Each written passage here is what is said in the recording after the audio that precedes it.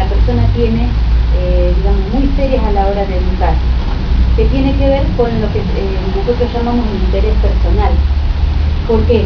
Porque bien planteaba Evangelina que yo no tengo que ver a ese individuo que está a mi cargo como como un objeto de mi posesión, como algo que bueno, que yo lo engendré y es mío y que me va a dar satisfacciones personales.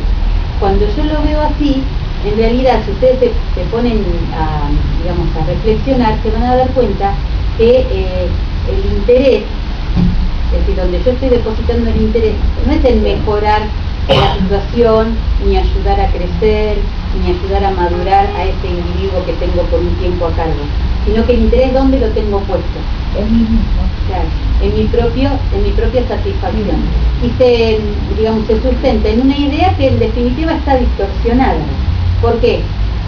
Porque se considera que el hijo es una extensión de la madre, ¿no? Tengo una extensión mía, en el caso de la madre, bueno, una extensión mía, diciendo que lo que contribuimos nosotros a la formación es a la formación de la parte física, corporal, pero el alma tiene una individualidad, tiene su historia, tiene ya sus propias modalidades, sus propias tendencias, y el que es buen observador sabe distinguir, aun cuando los niños son bebés chiquititos, cuál es el modo particular que ese niño tiene de manifestarse.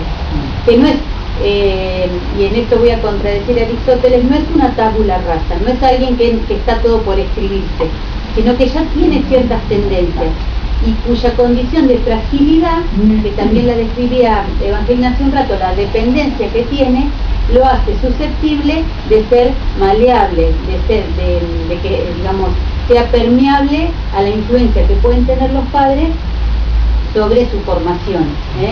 Entonces, fíjense qué importante que es el rol que tenemos los que tenemos un rol de educación en la formación de una persona, porque está bien, mucho tiene que ver con lo que el individuo es y con lo que el individuo ya trae de su modo de ser y de sus propias tendencias, pero también mucho tiene que ver con lo que los padres formamos o deformamos, ¿no es cierto? O malformamos.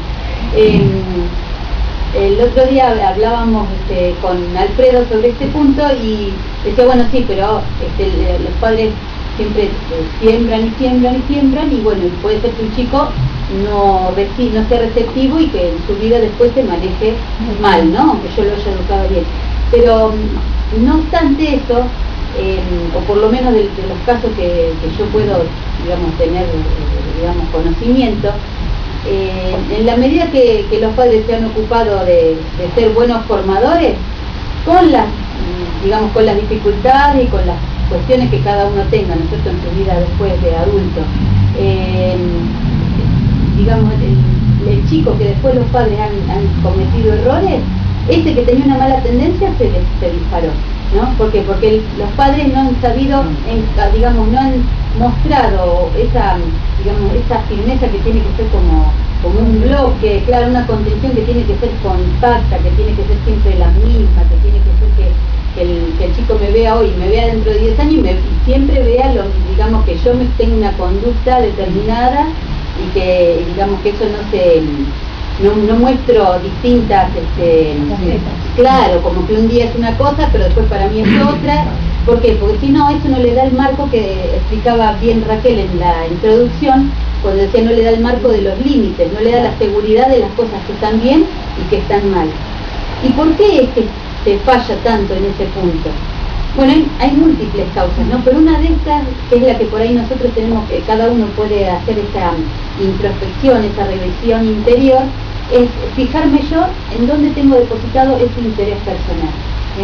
Si el hijo o ese chico que está a mi cargo, es la fuente de mis satisfacciones, de mis ilusiones, de las proyecciones que yo tengo de vida, porque me entretiene y porque por eso yo no me encargo de otras cosas o no me ocupo de mí. Entonces ahí es cuando empiezan las dificultades del educador, ¿no? ¿Por qué? Porque yo, fíjense, una de las características de la falla en la educación es cuando el padre, vamos a referirnos a esto, se defiende, ¿no? Defender. que eso lo vemos, las que son maestras, que de algunas debe haber por acá, deben estar hartas de ver madres defendiendo la conducta de los chicos, ¿sí o no? Bueno, y es una falla tan grave, porque por más que digamos que el entorno social que está encargado de encauzar a ese chico lo quiera llevar adelante, se encuentra con una barrera, que es el padre que se defiende, ¿no? Sí. Y después otro punto importante es cuando, porque los límites son como, yo veo que es como va en cadena, ¿cierto? Y lo que falta en la base, esa contención de la que hablaba Patricia, que falta en la casa, en los chicos, después inevitablemente va a trascender hacia afuera.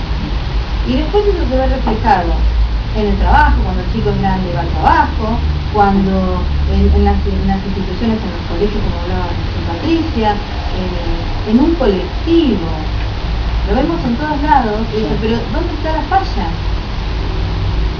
¿Será que me dieron la oportunidad, la ley del esfuerzo, porque esto tiene que estar para todos, porque dicen que los chicos hoy no tienen esa cultura del esfuerzo, ¿no es cierto? Que lo tienen todo fácil. No sé si están así, tenemos de todo, ¿no es cierto? Pero, ¿y el esfuerzo que tenemos que hacer nosotros como padres?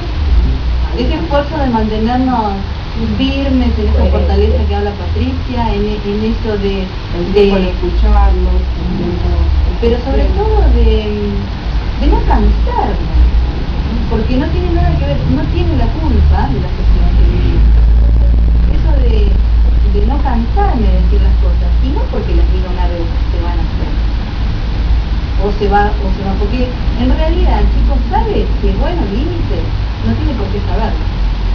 Yo tengo que tener la certeza y la seguridad de que es así, y que sobre eso sabe que no va a transgredir eso, no va a pasar sobre eso.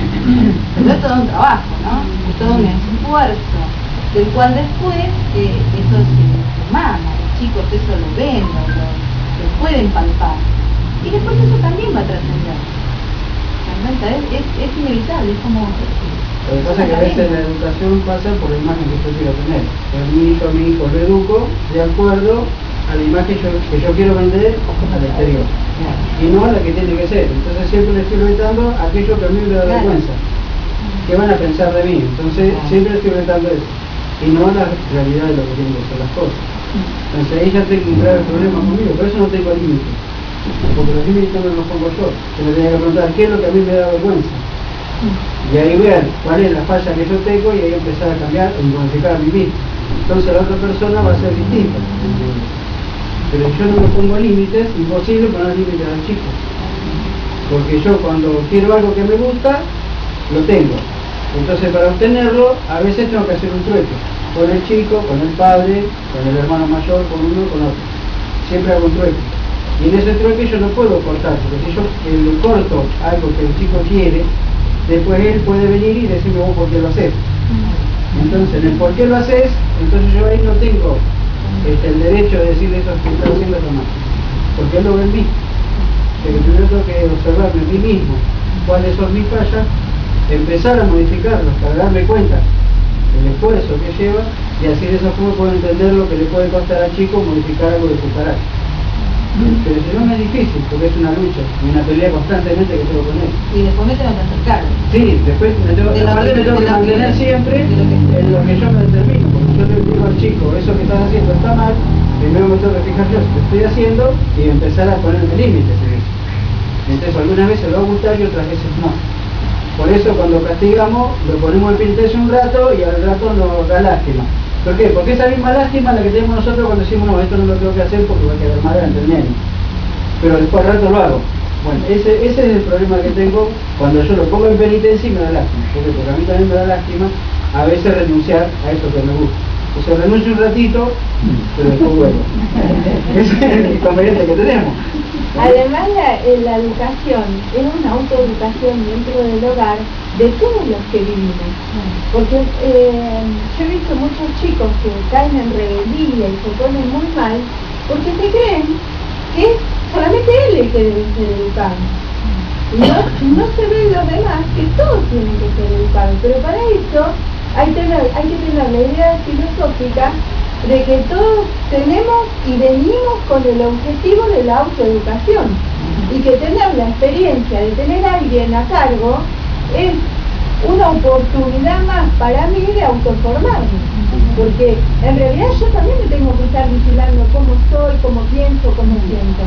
Desgraciadamente a veces lo veo realmente, ¿sí? Lo he palpado, que bueno, el más chico de una casa, porque a veces hay hogares, como las personas ahora se casan varias veces, siempre queda ahí entrampado uno que es el más chiquito, entre medio de muchos mayores, ¿no? Y a este todos quieren educarlo. Este es el que se enferma, el que termina siendo el chico disléxico, el que termina teniendo algún problema psicosomático, la bendita hiperactividad. Pero claro, si todos se creen que es el único que hay que educar en la casa, y es un error muy grande. Porque el primer planteamiento, por eso yo decía hoy cuando empezaba, que tiene que ser cómo yo proyecto la familia, cuál es mi proyecto familiar y cuál es mi proyecto personal. Si hay un proyecto personal, es decir, de alguien que van a conformar una pareja, algo van a tener que rescindir de lo que quieren hacer. Porque algo que rescindir, porque si yo decido vivir de a dos, no es lo mismo que si viviera solo, ¿no? Que si quiero ir a trabajar, que si después quiero venir a mi casa y mirar televisión tranquilo, él a jugar fútbol el fin de semana y ella a hacer curso, y bueno, el chico otra vez con la uno. Muchas veces era así, de lunes a viernes y el fin de semana también, porque cada uno quiere tener su vida. Ese bendito espacio de tanto reclaman, ¿no es cierto? Bueno, yo estoy totalmente en contra de esto. Yo totalmente estoy en contra de esto. Que hay una familia, cada uno, y sí, tronché mi carrera, y sí, la familia llegó hasta acá. No tenés que seguir haciendo y haciendo cursos para esto, para aquello, para perfeccionar. ¿No? ¿Por qué? Porque entonces ese hijo se puso un límite. Y ese límite primero no se reconoce, no lo reconocen los demás. No, es imposible. Es decir, que si hablamos, ¿hay postergación? Sí, hay una postergación. Hay una postergación inevitable de los padres en algún sentido. No digo que todo vaya a ser un sacrificio, no. La cosa es con inclusión, ¿no es cierto? Estamos todos incluidos en esta familia. Y en lo posible, dentro de este proyecto de familia, hay que pensar que todos somos seres en formación, seres que nos tenemos que poner límites en nuestras ambiciones, en los caprichos, en los propósitos, y saberse adecuar a qué edad se está viviendo de cada uno, qué edad se está viviendo. Porque es imprescindible reflexionar cuando el otro crece y demanda otro lugar, requiere otros tiempos.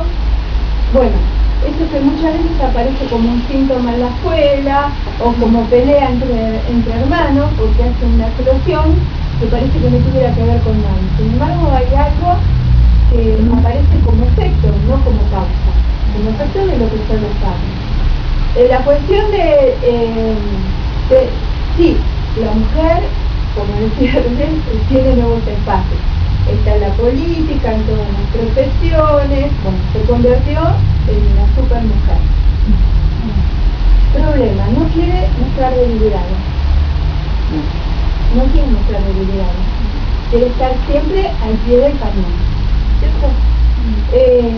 La pone muchas veces, se dice, cuando escucho a veces por televisión cuando hay paneles, porque bueno, me gusta escuchar qué opinan los demás, qué dicen los demás. La ponen en ese lugar, sí, a veces la ponen en ese lugar porque es cómodo que la mujer traiga un sueldo a la casa y que el sueldo de la casa esté conformado entre dos. Pero ¿qué pasa cuando esa mujer, por ejemplo, tiene un sueldo o un puesto más importante que el del hombre?